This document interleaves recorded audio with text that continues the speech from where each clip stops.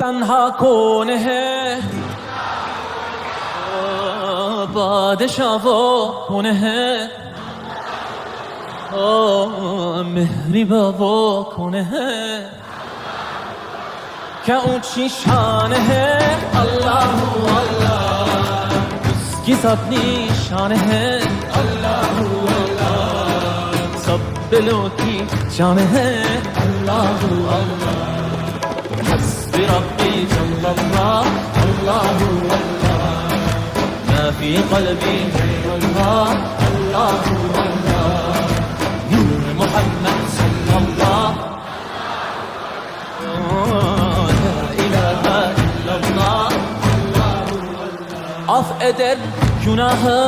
Allahu Allah alemin padişahı Allahu Allah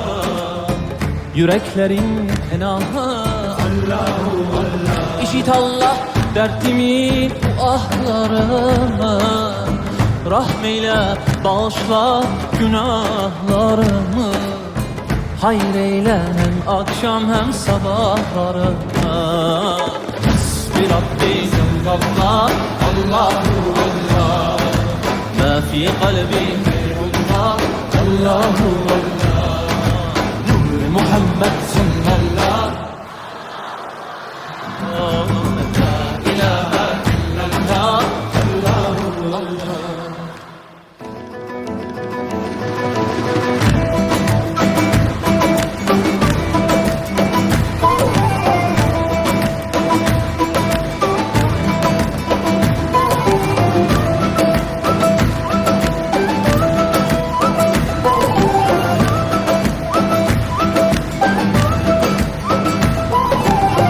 يا رب العالمين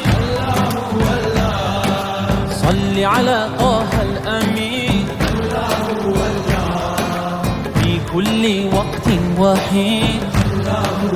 املأ قلبي باليقين الله الله ثبتني على هذا الدين الله الله واغفر لي والمؤمنين الله الله ربي جل الله الله الله ما في قلبي غير الله الله الله نور محمد صلى الله